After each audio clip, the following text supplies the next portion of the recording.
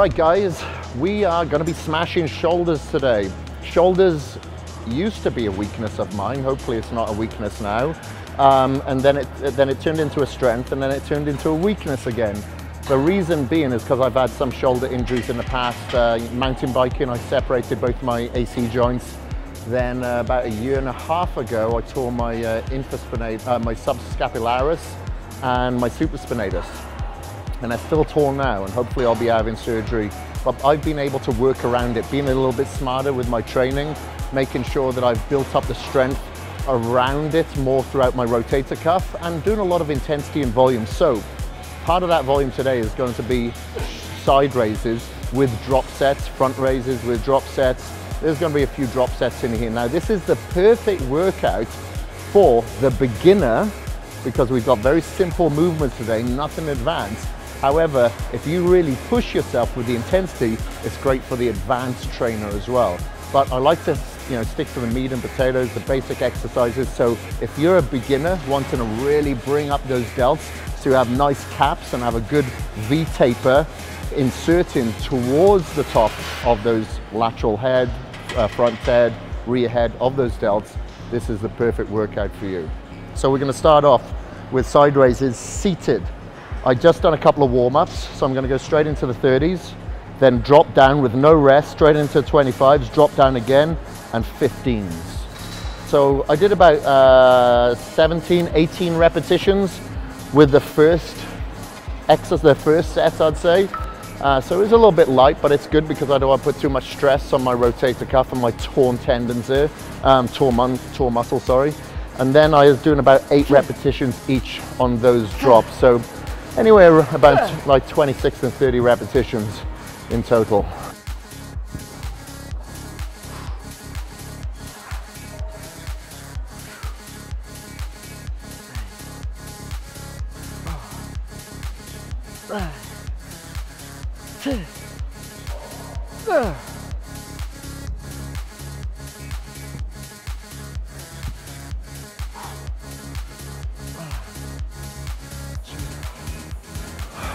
Hit the spot. I could really feel the isolation of that exercise. The whole time that I'm doing it, so I'm not thinking about raising up, I'm thinking about raising out to the side, because that is the action of the delt, to pull up and then release. Pull up and then release. It doesn't pull it up, pulls the arm up out to the side. Don't raise it, because generally if you raise up, you'll start incorporating your traps.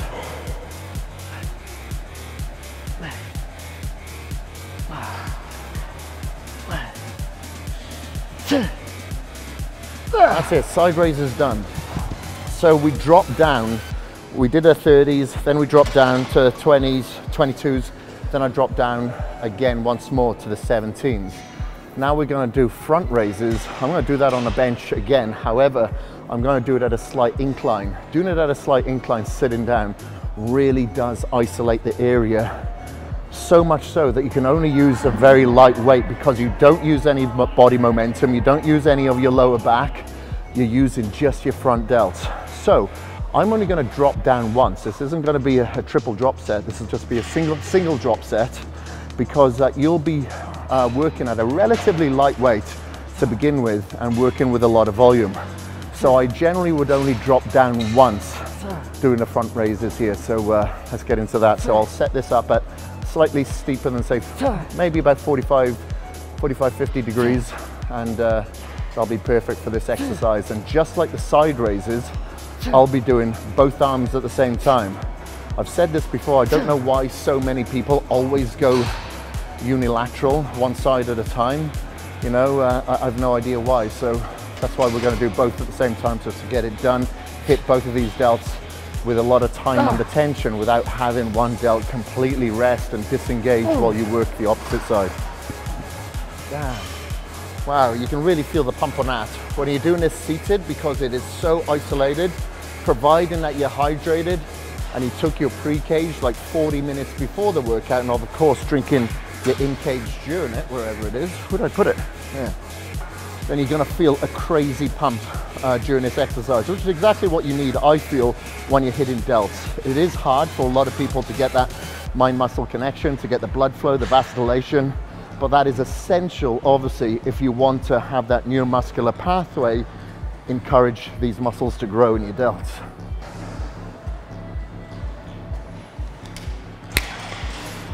Up to there.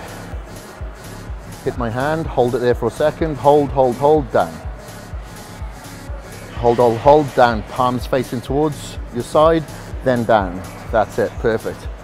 Hold it there, hold. That's it, good.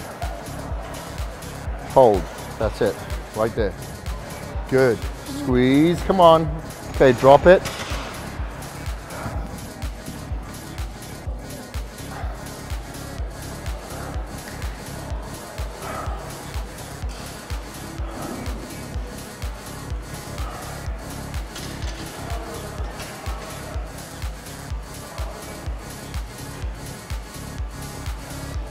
That's it, good. Now use a bit of body, swing it a little bit now, swing it. Just get a few more reps out. Come on, swing it. 2 more. Easy. Oh, language, you have to bleep that. Bleep that out, naughty. My mum will be watching this.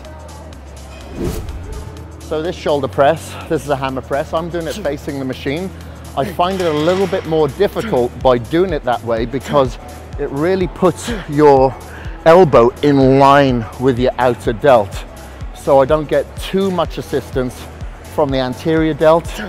So by doing so, I have to go lighter on it, which is perfect. So I don't want to go too heavy on this exercise because of my rotator cuff.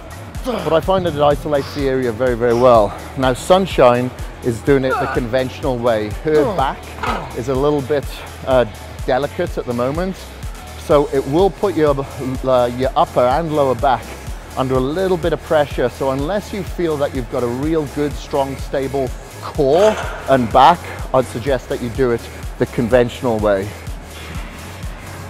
Oh, come on, motherfucker. Get your fucking noggin into it then.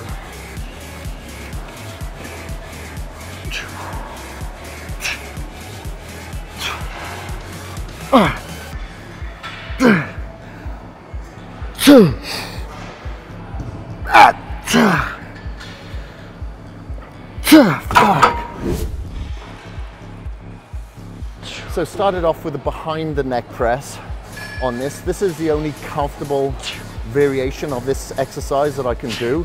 If you do have any shoulder issues that prevents you from doing it behind the neck, definitely go in front of the head when you're doing a shoulder press on the Smith machine here. And I suggest that you possibly have maybe a support on your back if you have any back issues. And then what I did was superset it. As soon as I couldn't do any more, I faced towards one side of the machine and knocked it out with a single arm with about half the amount of weight. Just to punch out a bit of a drop set there. Then after a rest, repeated that again, and this time turned the opposite way to work the other side, the other delt. And that is it. So just done 2 sets of the military press and 1 set each of that unilateral single arm press. Now we're gonna hit some rear delts to finish off these bad boys. Rear delts is something that is sometimes a weakness on people, so you definitely shouldn't neglect it. So we're gonna finish off strong. Make sure that you've completely finished your in-cage now, so you have that neuromuscular response, you have that organic caffeine that will keep you focused and intense, and you have the blood flow from the citrulline to ensure that you get a good pump into your rear delts, and your carnosine is completely settled in. That extra 1.6 grams will help pretty much knock out that intense buildup of that lactic acid that we usually deal with. We want to make it a little bit more manageable now just to get out the last few reps. So let's hit some rear delts.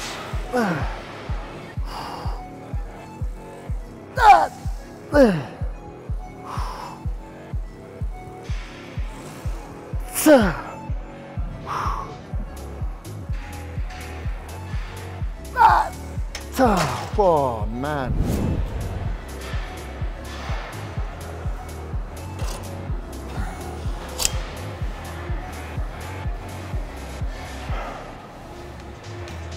Best set. So you'll notice I was standing up when I was doing this exercise. Instead of sitting down, I find if I angle myself towards the machine, where my face is almost touching the bar there, I find that I'm just able to hit my rear delts a little bit better. It's not so restricted. If I'm sat down and more upright, I just feel it more in my back and my rhomboids and my traps. So try that if you find it a little bit hard to get that mind-muscle connection on your rear delts. And it goes to show that sometimes for some people, if you go too slow, you do bring in other assisting muscles. I was going very slow on the first set and, you know, pausing, holding, contraction. And when I was doing so, I felt that I was targeting my triceps as well.